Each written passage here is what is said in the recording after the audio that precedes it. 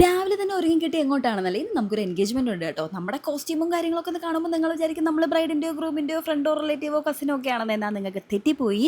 ക്ഷണിക്കാത്തൊരു എൻഗേജ്മെൻറ്റിനാണ് ഞങ്ങൾ 3 പേരും കൂടെ കുറ്റിയും പറിച്ച് വന്നിട്ടുള്ളത്. ചുമ്മാ കേട്ടോ, നമ്മൾ ഓൾ സീസൺസ് ഇവൻസ് ആൻഡ് കാറ്റേഴ്സിൻ്റെ പ്രൊമോഷൻ ഷൂട്ടിന് വേണ്ടിയിട്ട് വന്നിട്ടുള്ളതാണ്. അങ്ങനെ അതേ ജ്യൂസിൽ നിന്ന് സ്റ്റാർട്ട് ചെയ്തു. പിന്നെ കാറ്ററിംഗ് ടീമിൻ്റെ ആയ സ്ഥിതിക്ക് നമുക്ക് ഫുഡില്ലാണ്ട് എന്താ ആഘോഷം. അങ്ങനെ ടീ സ്നാക്സ് കൗണ്ടേഴ്സൊക്കെ നമ്മൾ ഷൂട്ട് ചെയ്തുകൊണ്ടിരിക്കുകയാണ്. അത് കഴിഞ്ഞ് ഒരു വെറൈറ്റി പട്ടിക്കുട്ടിയൊക്കെ കണ്ട് ഞങ്ങൾ നേരെ അകത്ത് പോയി. അകത്ത് ഫുഡ് കൗണ്ടേഴ്സൊക്കെ ഷൂട്ട് ചെയ്യാണ് കേട്ടോ.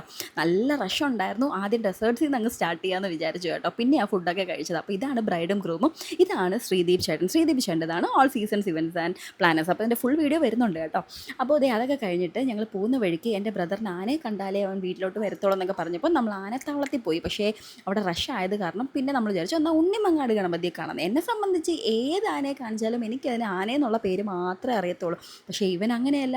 ഇവന് 100 ആനയെ കാണിച്ചാൽ അതിൻ്റെ കറക്റ്റായിട്ടുള്ള പേരും ഡീറ്റെയിൽസും ഒക്കെ പറയുന്നതായിരിക്കും. അപ്പോൾ നിങ്ങളുടെ ഇതുപോലുള്ള ആനപ്രാന്തനായിട്ടുള്ള ഏതെങ്കിലും ഫ്രണ്ടോ കസിനോ ഒക്കെ ഉണ്ടെങ്കിൽ തീർച്ചയായിട്ടും ഇതിൻ്റെ തൊട്ട് താഴെ മെൻഷൻ ചെയ്യണം കേട്ടോ. അപ്പോൾ നെക്സ്റ്റ് വീഡിയോ കാണാം. ബൈ.